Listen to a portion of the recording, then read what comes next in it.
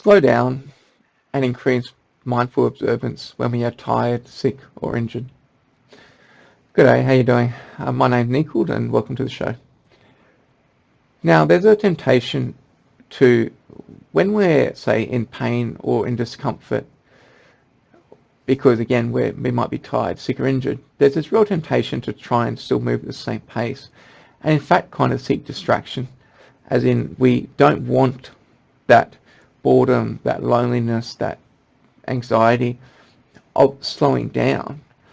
And paradoxically, it's actually really hard to slow down. I think I find this myself when, say, I've come out of work, when I've got some sort of injury, when I'm just anxious about something.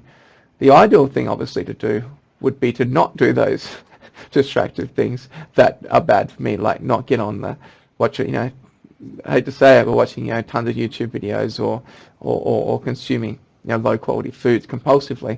Instead of doing all that, what I should be doing is, or doom scrolling or whatever. So instead of what I should be doing, right, is slowing down. Like just be like, oh, okay, cool. I'm sick, I'm tired, I'm injured, I'm anxious, whatever. Ideally, what I should do is take the mindful approach and slow down and to basically focus internally and go, okay, let's just accept that this is uncomfortable. Let's slow down and really enjoy. And there's actually a way of doing this where you mindfully enjoy the present moment regardless of everything that's happening. And it's a kind of mindfulness skill that someone like Sam Harris would probably talk about a bit. But what I do is I don't stop. I really try and just slow the pace down and focus on smaller and smaller steps. So I might go to be cooking and I'm really tired, I'm anxious and whatever.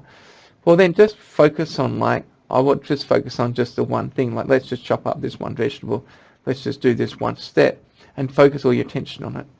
And this again is definitely a mindfulness skill, I feel, that is enhanced by meditation. And I think there's ways to practice this. Like if you go out for a walk, for instance, you might be like, hey, I'll set the timer for like 5 minutes, go out for the walk, and then and make that really this mindful 5 minutes. And I think it's a skill that can be practiced. And I think that regular just taking a little bit of time out to fully focus is really important. I think that mindfulness meditation in some cases is a formal practice, but I think it still will work if you do that just as a matter of course throughout the day. I think that it will still be very useful to do that practice, regardless of you don't need to sit down half an hour and just all meditate.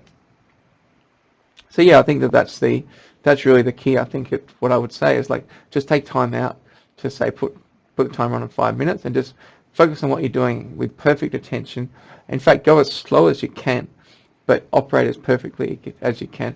What you're trying to do is to try not to make poor decisions in the moment, because that desire to get a piece of chocolate or to scroll or whatever, there's something going on there where you're not paying sufficient attention to the moment.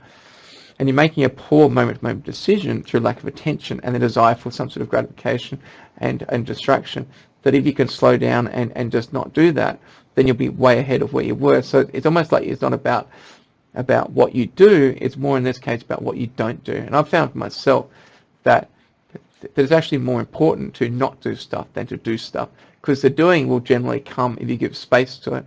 But if you're distracting yourself with stuff that's rubbish, that's not useful, and that stops you from doing the useful stuff and the important stuff. Cool. All right, well, I hope that made sense. Thanks for joining me. I'll see you in the next one. Peace.